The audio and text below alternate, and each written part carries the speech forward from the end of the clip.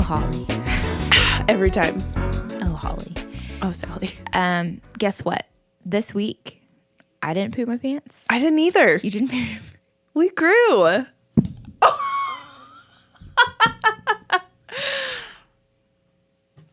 There you go. That was a long stretch. That was a I could have long pulled something.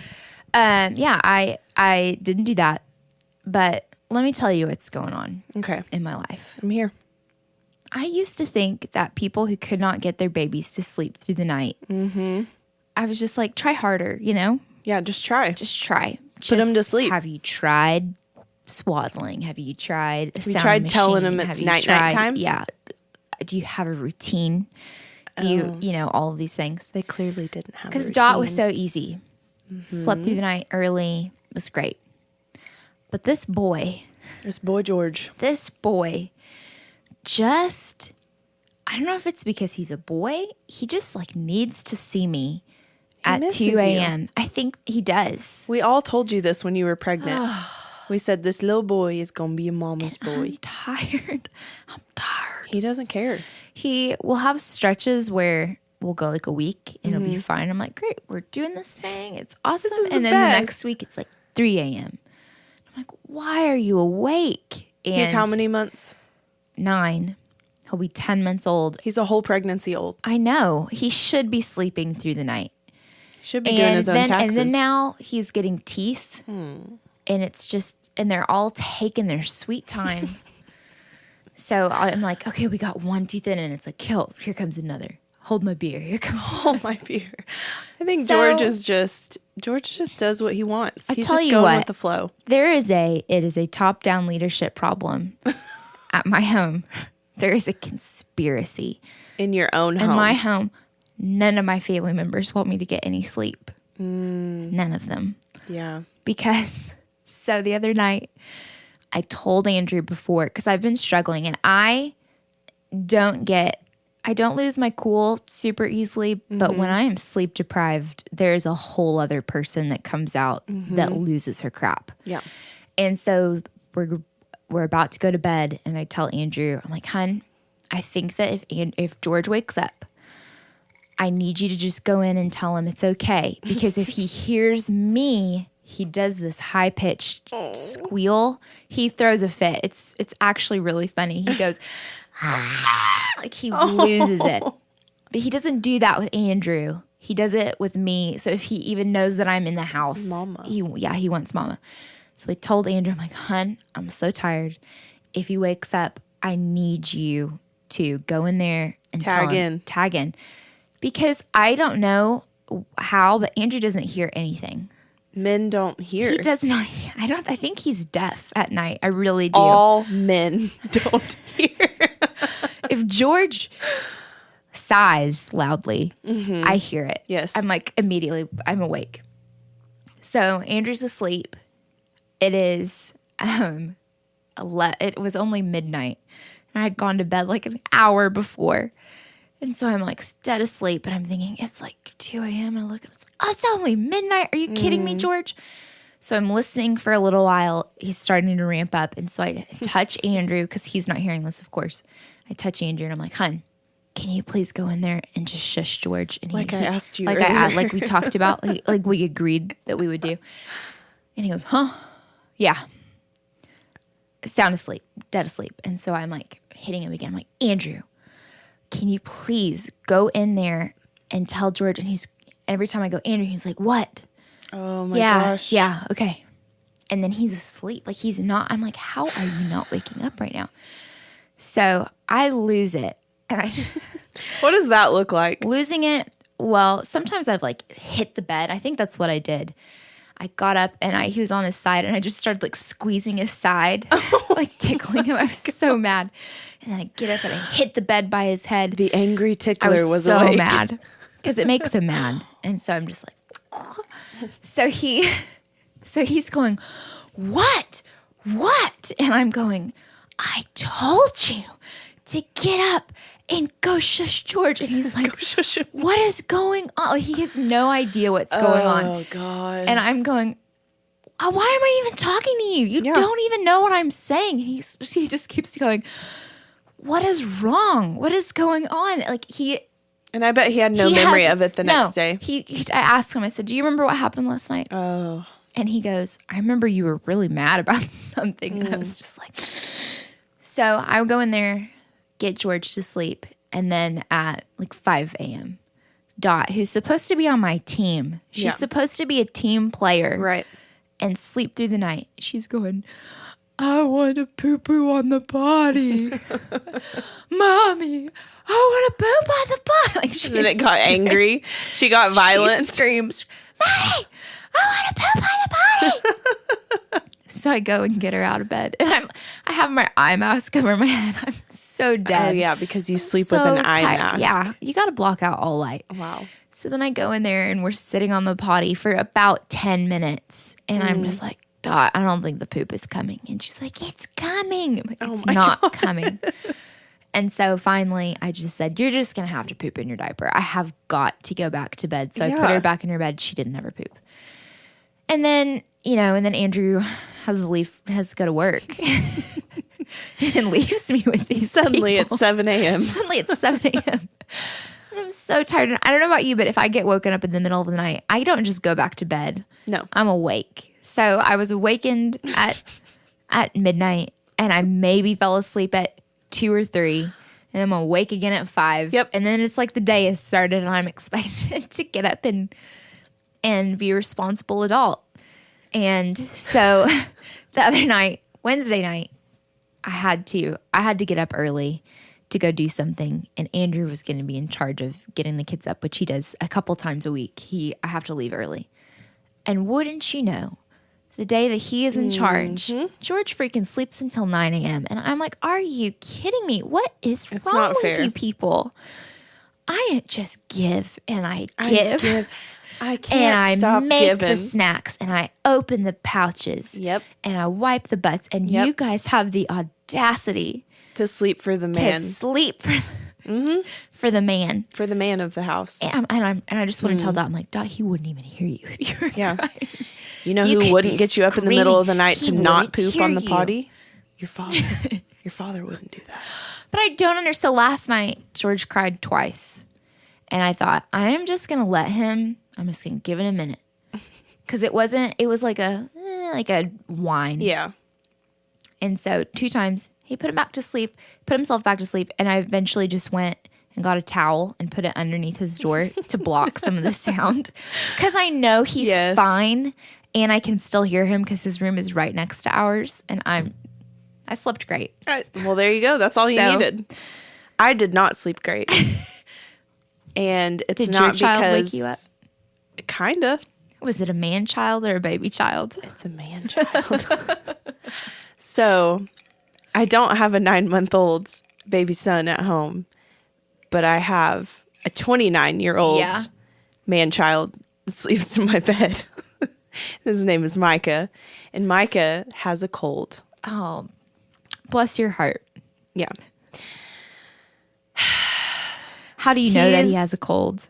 Everyone knows he has a cold. He does have a cold, okay? I recognize that. I heard him the other day. I acknowledge there's some congestion. That there is some pain and discomfort. Mm-hmm. I acknowledge it. It's valid. I see you. I hear you. I will get you medicine. It ends there, okay? I get labeled as not being compassionate because I, too, lose my cool. And last night, I lost my cool.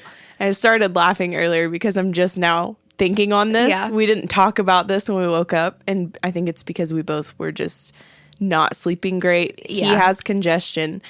And the only way, apparently, if you're wondering how to deal with congestion at night, it's this.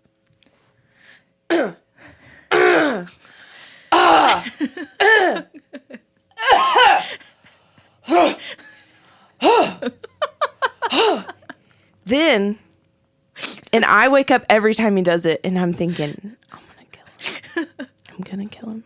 I just put a pillow over his head. I have put a pillow over Andrew's face before. He flips towards me and is doing it towards my face. He's trying to infect you. And I was getting so angry because this had happened the night before and I was really looking forward to a great night's sleep. And he did it again and I flipped over, like really violently flipped over, and I go, ah! He goes, what is your problem? And I said, I'm tired. And that was all that we spoke of. But I can't take it. I can't hear him clear his throat one more time. Andrew makes this throat clearing noise. He'll go, oh my God, I hate that. It drives me. It sets my teeth on edge. Does he do that in just he does it when he's normal... awake too, and I'm like, stop. Micah does this too, but it's like he'll be like, oh, it drives me crazy. And I think, what the heck are you doing? Andrew had the same cold, the same affliction that Micah had the other night. Imagine. He was snoring, which Andrew normally doesn't snore. Mm-hmm. I cannot handle snoring. Yeah. Andrew won't wake up if I elbow him, so I will physically push Andrew to a new position until he stops snoring. Like I put a pillow over his head. I told him that, and he goes, "You put a pillow over my face? To murder me?" And I think if you can't breathe, you'll wake up. I'm just trying to mute. I'm getting a head start on waking you up. But he was last night he was not snoring, but he was just breathing loud. But you know when it's quiet in your room, everything sounds so loud. Do you guys sleep with a fan or anything? Oh yeah. Okay. Yeah. We have a fan, but he was breathing, and it was the smallest noise when he was breathing, but it was. I will fixate on the one small thing. Small noise, and every time he's breathing, that little throat click. I was laying there, my eyes are twitching. And he's like, if I could jump on the bed, he's not going to wake up. No. I think he has a problem, actually, like a sleep disorder. And then he like moves his elbow over, so I'm like moving him over. I'm putting a pillow in between us. I'm putting a pillow on my face. And the other night he did this, I went and moved to the couch because I just could not. Sometimes I cannot you have to do it. stand it.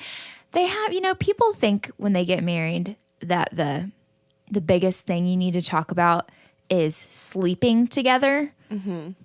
And it is, but not that kind of sleeping. I'm talking about physical REM cycle sleep with another person good in night, your I bed. love you. How do you sleep with them? It's so I have hard. a question. Yeah. Do you guys... What are you about to ask me? It's not... It's pretty crazy. Do you guys sleep under the same blanket? Yeah. I don't know what that's like. Do you have separate blankets? Micah, first night we're married... honeymoon. Okay, literal honeymoon. I'm thinking we get in the bed together and get under one sheet as we are one. Yeah. As we have just two become one in marriage. Yes. Holy unity. I figure we share a blanket. He starts taking the blanket, like the comforter and the sheet apart to divide. And I say, this is 20-year-old Holly. I'm like, what are you doing? Yeah. He's like, we'll sleep under the same blanket. I was like, what do you mean? I thought that we slept under the same one. We're married. He's like, I don't want our skin to touch. Why? I'm like, I thought that was a perk of marriage. You weren't concerned about that earlier. Yeah. You sure didn't mention anything about that earlier. You sure were okay with it then. When we were leaving the wedding, you sure wanted our skin to touch. And to this day, we have never slept under the same blanket because Micah just sleeps under a sheet, whereas I sleep under a sheet and a comforter. Mm-hmm. And if it's cold, a blanket on top even. I want to really be packed in there. And he won't sleep under the same blanket. And so I feel like, I can kind of see the benefit of that because Andrew and I also have a tug of war with the blankets, and he'll get mad at me because I take all of the blankets, but I'm like, fight back. If you want to take them, show me you want them. Maybe don't let me take them from you. How bad do you want the blanket? There are times when I watch I Love Lucy or old 1950s show, which I don't know if this was. I think this was more so that they just didn't want to show couples in the same bed because it was my how far we've come. But when couples sleep in a separate bed, I kind of can see some logic to that. I think, you know what? Maybe twin beds would be better for us. I had maybe separate rooms. I had twin beds in my childhood room growing up. I had 2 in there. When a friend would come stay the night, they got their bed and I got my bed. Yeah. And I think maybe it's time to bring that back. Maybe that's the problem, is that we're not actually meant to be sleeping together. I don't know, and also we're either going to have to really figure this out. There's 3 options. Really figure it out and put some work to our sleep habits. Yeah. Buy a mattress that doesn't move when the other person moves. You need one of those where you can put a glass of wine and you can jump up and down. I need that mattress because Micah is a fish out of water. And every time I wake up and I'm like, like it drives me Does crazy. Micah talk in his sleep? I talk in my sleep like mad woman, according to Micah. The same person. In all of my family, I have many stories of me being pretty crazy because I will carry on a full conversation. Yes. Micah laughs in his sleep, and I vote that's worse that's creepy. than me being rude to you in my sleep. So Andrew talks in his sleep. He is so hard to wake up. When we were first married, I would start trying to get him out of bed 2 hours before I actually wanted him out of bed because it legitimately You were like a mom getting a school child ready. Oh my gosh. It's just I think maybe there's a disorder. There's something there. So one time this has been a while. This is a personal story, but it's really funny. Uh-oh. So he's getting ready, or I'm getting ready for work, and Andrew is still in bed. Mm-hmm. And I go wake him up, and I say something like, hey. Choice word. I say something. I whispered something sweet. And he goes, yeah, well, do you want the circle or the full set? And I said, I think I want the full set. And he goes, we don't have time for the full set. And I go, I'll take the circle. Whatever that Negotiating. I'll take the circle. And then he falls back asleep, and I'm like, okay, well, I've got to go. I have to leave now. Yeah. You're not making a move. I got to go. And he goes, but wait, I thought we were going to do something. I'm like, I have to go to work. So I come home later, and I go, what were you talking to me about? The circle or the full set? And he goes, he's like, oh my gosh, I was having this dream that you were telling me it was like your fantasy to have sex on Tatooine, the Star Wars, like the planet with the sun. God. And I was laughing so hard. I'm like, you think that my fantasy You think me is Star Wars, is Tatooine? So he was asking me the circle was like the sun, or the full set was like the desert in the sun. I don't know. It was hilarious. Wow. We laughed so hard. That's funny. I'm like, so that's what you're thinking of. It's just like, right. It's like that episode in Friends. Isn't there something like that? Princess Leia in the gold bikini. Leia. To be exact. It's like, this is Andrew Tatooine. And Phoebe has the cinnamon rolls. Oh, where's my Ross Skywalker to come save me? Oh my gosh, it was so funny. And that's when I realized with Andrew, I was like, I can have a full conversation with you. We can make plans. We can talk about what our day's going to be like. And you remember none of it. See, how can I trust someone like that? Micah, though we have been married for almost 7 years now, so you would think he would understand when I'm asleep in sleep talking, or if I've been asleep and then you want to have a conversation, it's probably not going to be a valid conversation. Yeah. And he will get frustrated at me as I'm talking in my sleep. And I don't remember it because I'm asleep. And then we wake up and he's like, you were arguing with me about something so dumb. It would be like, you were, all of a sudden you were talking about getting oranges at the grocery store, and I was telling you we weren't at the grocery store. And I'm like, why were you even a part of the conversation? Don't engage. Disengage. Okay, just roll over, tuck me under my blanket, and leave me be. But he still to this day will like get flustered about a conversation, even though he knows. He's like, well, I just always think maybe she is awake this time. And I think, no, it's never been. And it's almost been 7 years. So I don't know at what point there's hope. One time Andrew laid on my stomach like it was a pillow and I pushed him off. And I, again, half asleep. And I said, oh, get off, weirdo. I don't know why I said that. I was like, get off, weirdo. And he looked at, or he goes, I'm just trying to spend time with you. And I said, get off. And he looked up and gave me the dirtiest look, like his feelings were so hurt. Oh. And when he woke up, he was mad at me, like I had hurt his feelings. And I said, I have the right to say that I don't want you to use my stomach as a pillow. I feel like that's valid. And then once he thought about it, he was like, yeah, that's funny. But just waking up, I like the idea that something could happen when you're asleep. Mm-hmm. Someone could hurt your feelings and you wake up and you're just like, I feel some tension towards that person. I feel this. You told me you were buying oranges at the grocery store. Yeah, exactly. And I told you we weren't.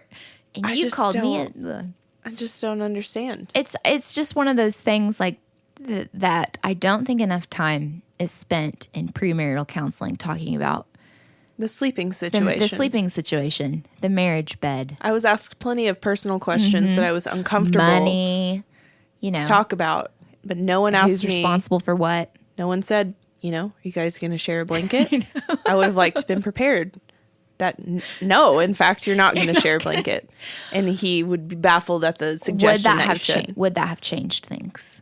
If I can go back and imagine my unmarried self, when you're really young and you're dreaming about your marriage and it's so perfect. I remember even thinking, like, oh, Micah's going to play guitar at the house and I'm just going to, like, listen to him play. And now I'll be like, shut up.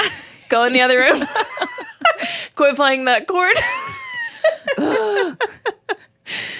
Which, granted, if he's like writing a song or something, it's really annoying to listen to the process because it's the same thing over and over. Yes. And I do have other women have asked me before. They're like, "What was it like to hear him write that song?" I'm like, it was really annoying. Yeah. Actually, it wasn't the really glad that he's done with it. Wasn't the rainbows and butterflies.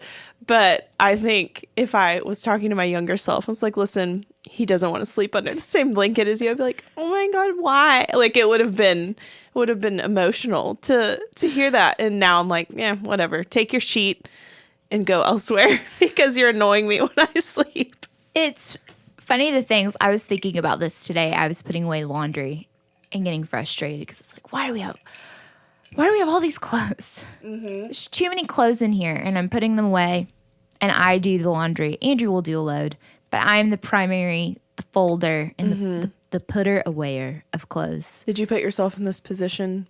Do you enjoy it? Okay, so I was thinking about this today. Mm-hmm. When Andrew and I first got married, we were getting our apartment ready, and I would go over there because we did not live together before we got married. Mm-hmm. Andrew lived in the apartment for like a month, and I would go over there and work and put stuff away, and it was so exciting. And I like ironed his clothes and put. Wow. I did. There's no ironing happening today. I intentionally buy clothes that do not require ironing. But I like folded all of his stuff, and I was like lovingly putting it away because I loved him, and I'm like, I want him to make him like just take care of him. An act of service for him.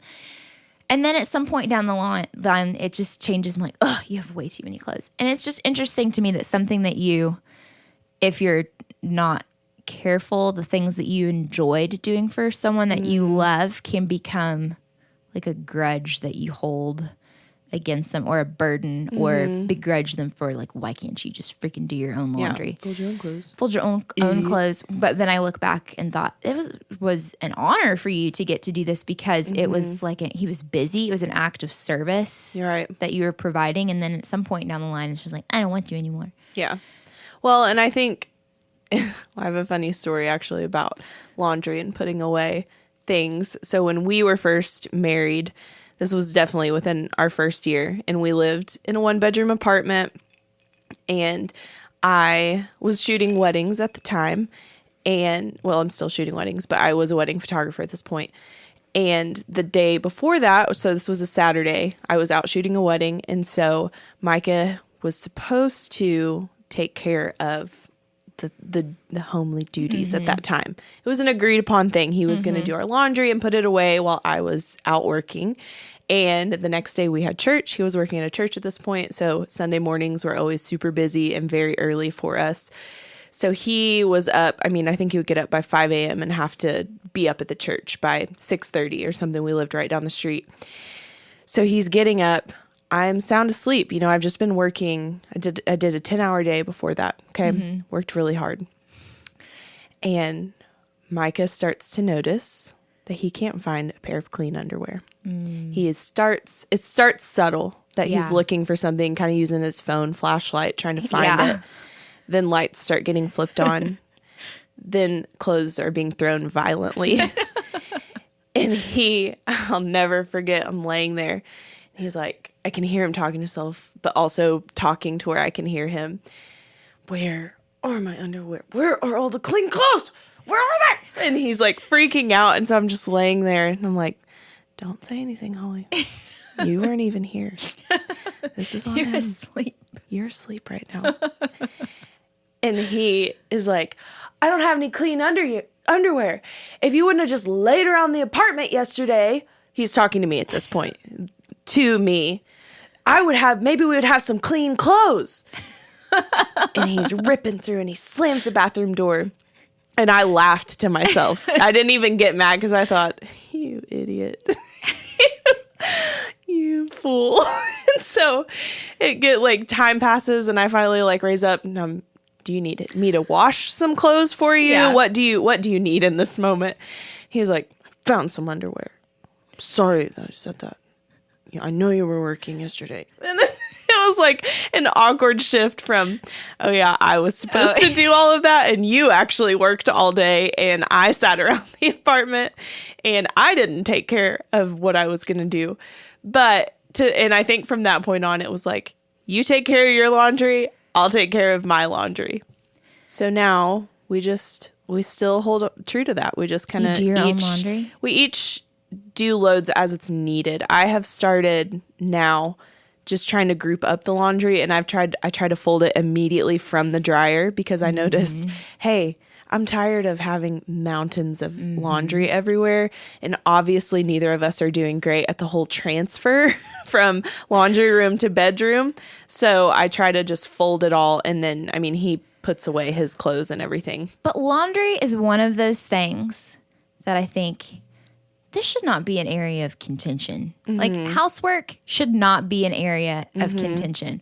With all the things going on in the world, why are we mad about who's you didn't mop the floor or whatever?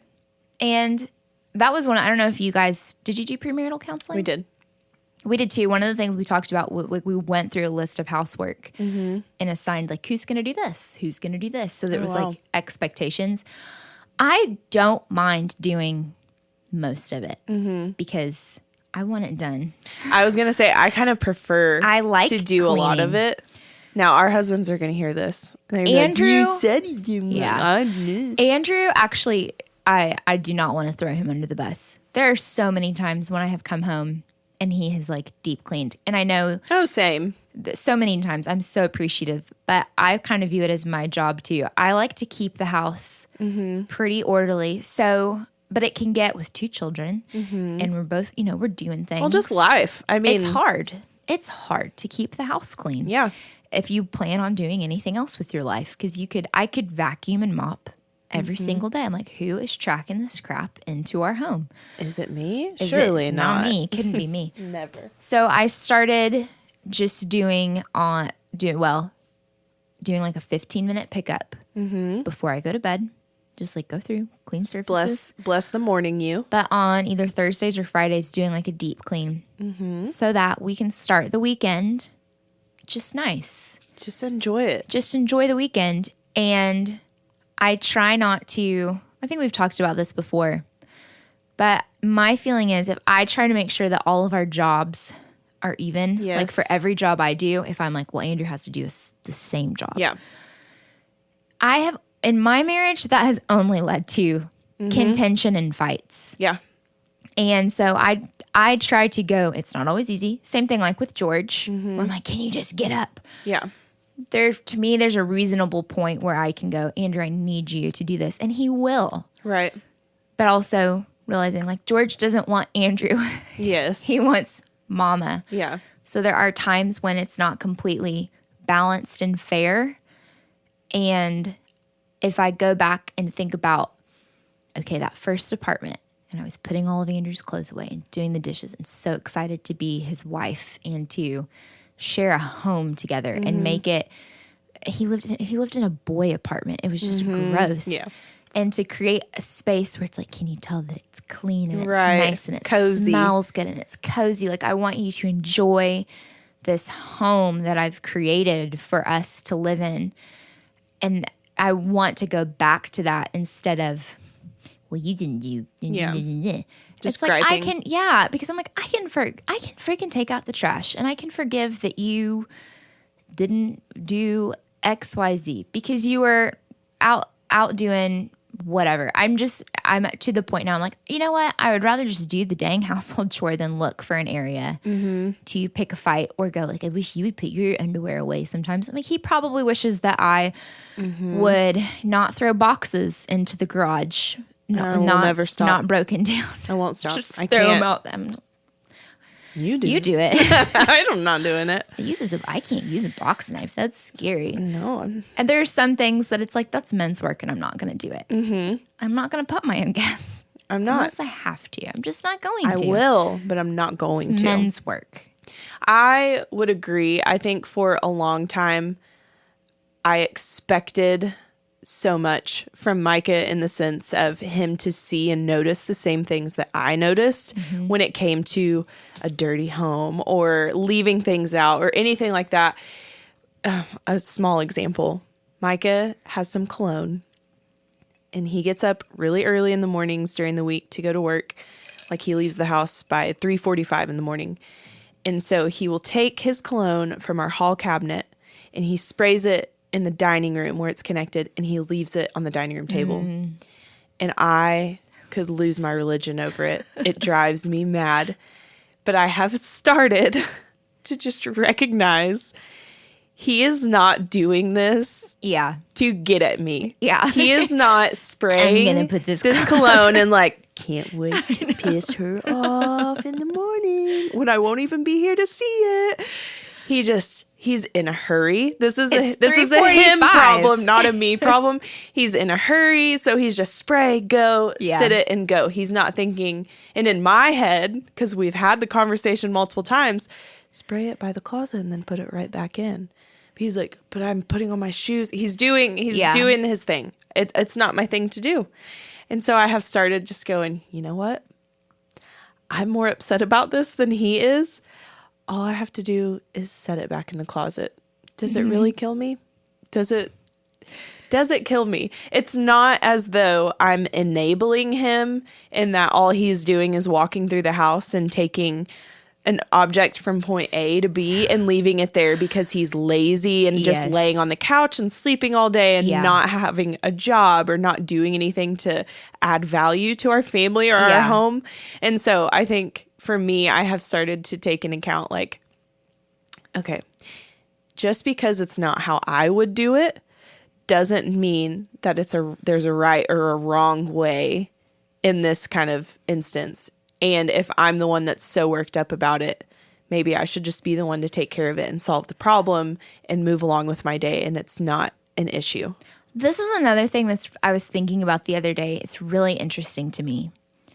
And it's interesting to me that if you do something for like someone that you love, to do a favor for them, specifically like to do something for your husband, to do his laundry or serve him in that way, is like, oh, well, you're an oppressed woman or he's taking advantage of you.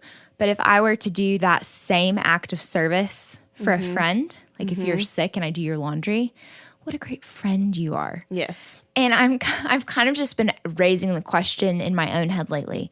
Why is it almost frowned upon sometimes to do an act of service for someone that I have legally bound myself to Yeah. because I love them. And Yeah, no one made you do nobody this. made me do this. Why is it like if I clean my house, why am I looked at as like, "Ugh, you shouldn't have to do that," or Go get your apron. go get your, yes. 50s housewife. Exactly. And I was cleaning the other day, and I mean, it's sometimes you don't want to clean. No. But I was cleaning, and I have to, in our old house, our first home, it was under 1,000 square feet. There was a point in the hallway where I could plug in the vacuum. And from that point, the cord was long enough that I could reach every spot in the house. It was wonderful. That sparks joy in me. It was wonderful. Our house now is bigger, but it's longer. And so I have a point in the kitchen, and then I move it to the hall, and then I have to move it to the bedroom. That's so what I have to move it.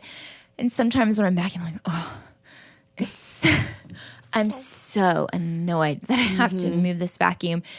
And the other day I just stopped and went, what an awesome place that we get to live in a good neighborhood. And we got to remodel this house. The house next door, the neighbor died, and she was old. It was not suspicious, just so everyone knows. They did an estate Some good sale. neighborhood you live in. She was like in her 90s. Betty, she was old. Anyway, Betty, rest in peace. They had an estate sale, so I walked through the house because I wanted to see what it looked like. Yeah. It needs to be completely gutted and redone, and it's not in good shape. And coming back to our house, because we got to remodel it when we moved in, and just like what an honor it is to take care of the things that we are fortunate enough to have.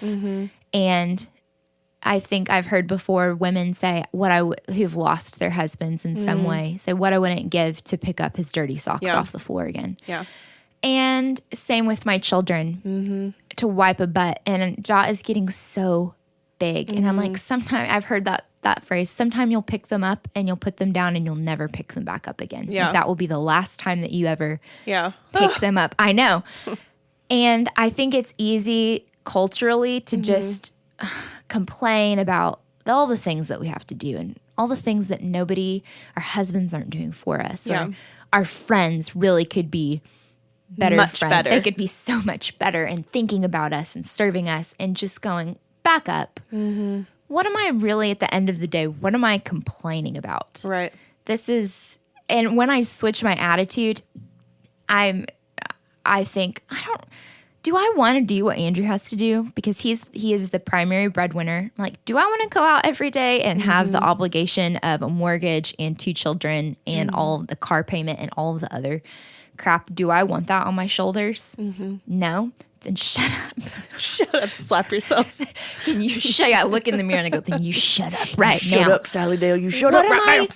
And even when George wakes up early, I'm like, Sally, you can freaking take a nap in the middle of the day if you need to. Right. You have the luxury to be able to do that because you're home with your children. And a lot of times they take a nap at the same time. And so if you want to, you can sit down and rest. Right.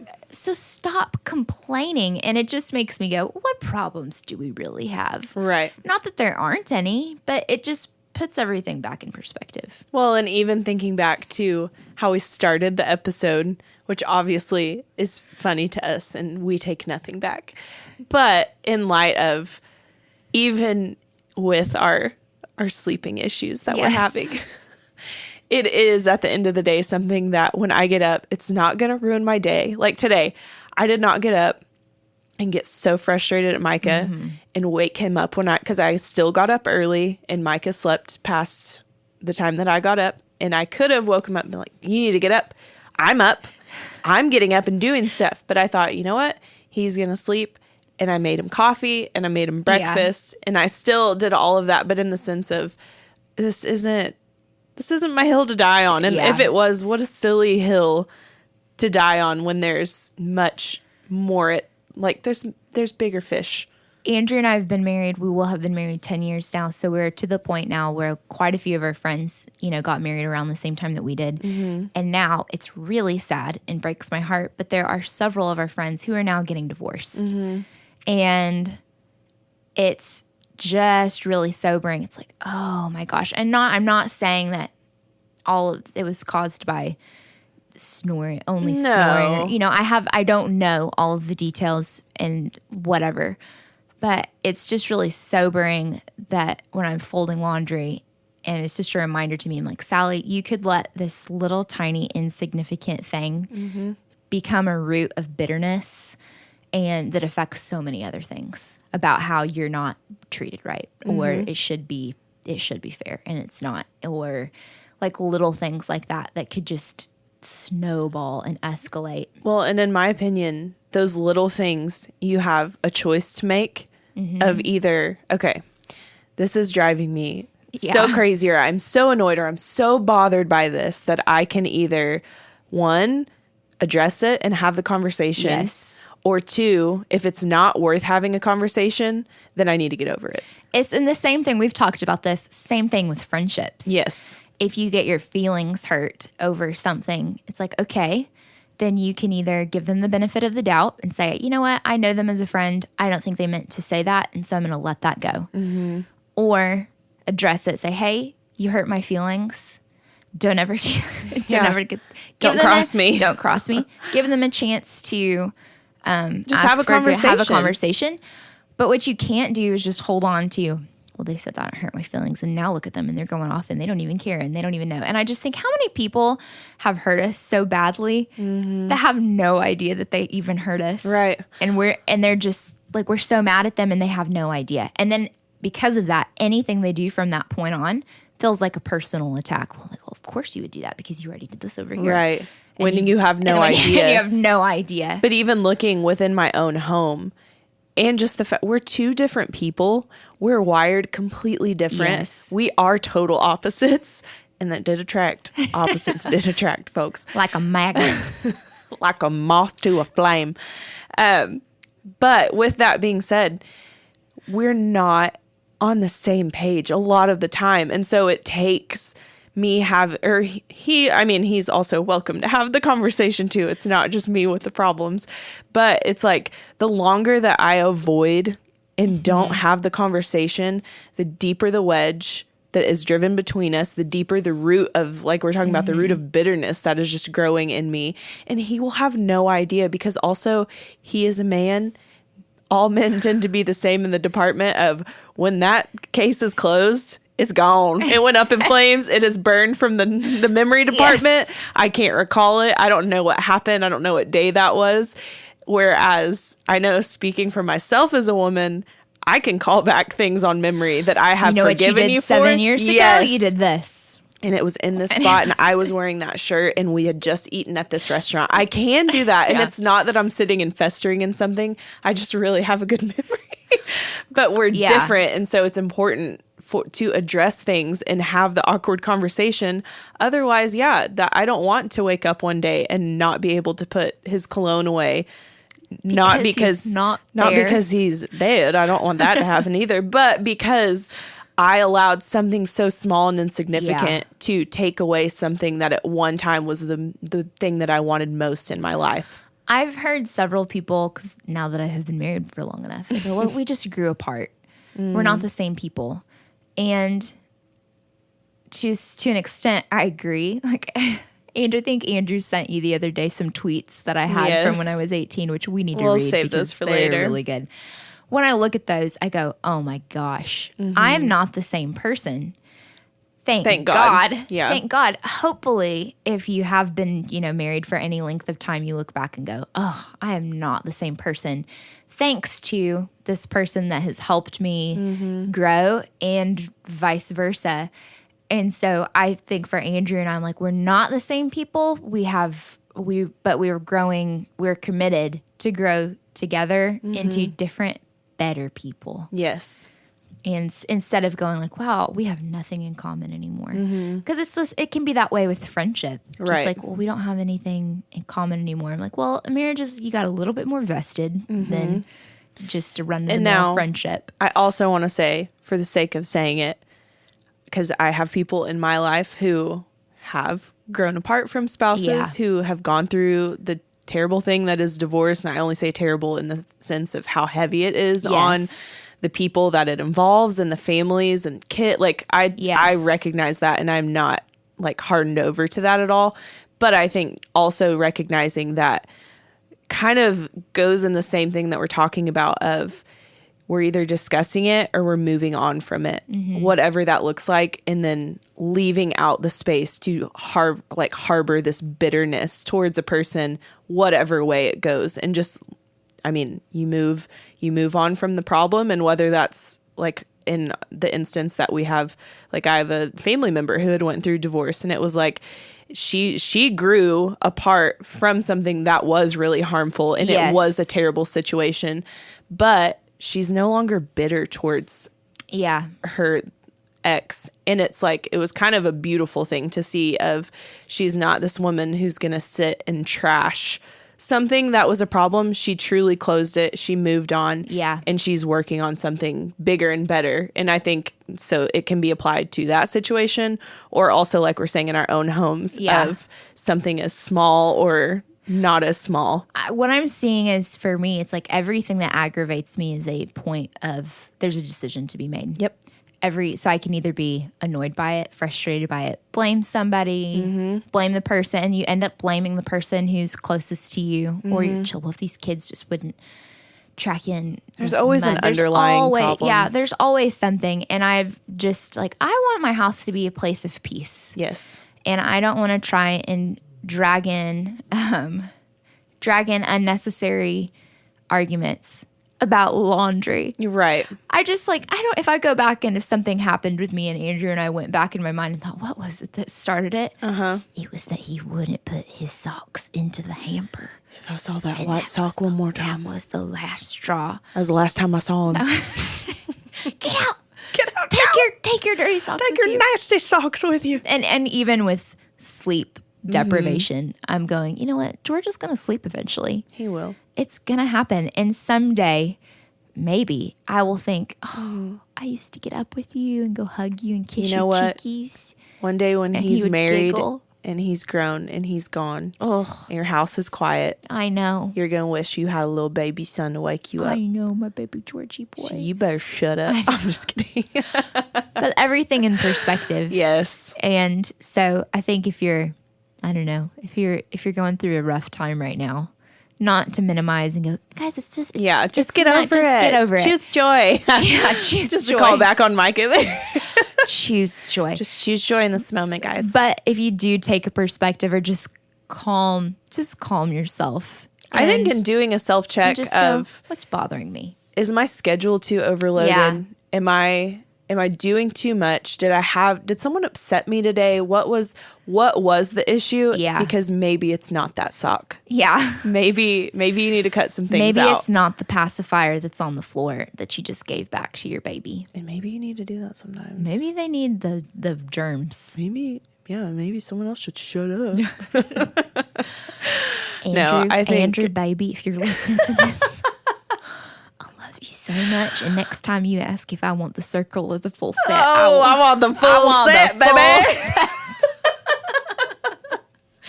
I have been waiting for that full set. Ooh, come on. Oh, man. On that note. Thanks for listening, guys. We forgot to introduce ourselves. I'm Sallie Dale. I'm Holly, and I'm so glad that you made it this far. We're going to wrap things up because we've been here long enough. We're wrapping it up like a Christmas present. If you would share this, here's what I need you guys to do. All right, tell them. If you guys will share this with 2 friends, and then if those 2 friends will share it with their 2 friends, and we just keep going. We just keep growing. That's positive math right there. That is positive math. Those are good numbers. All it takes is you share with 2 friends. The old 2 by 2. And then they share with 2 friends. And then before you know it, we are worldwide. Well, Sallie, we are already worldwide. We've got downloads overseas. More worldwide than we are here. We're more worldwide than Pitbull, is what I'm saying. Mission worldwide. Listen, I just want to know, if you're not sharing this with your friends, why can't we be friends? You know what I'm saying? Exactly. Like, just share with your friends. Yeah. Just do it. If it made you laugh, if you're like, oh my gosh, that's me, then. And if you talk like this, you should definitely share it with somebody. Yeah. We're getting out again. Okay, but for real, subscribe, share, give us a rating, follow us on Instagram.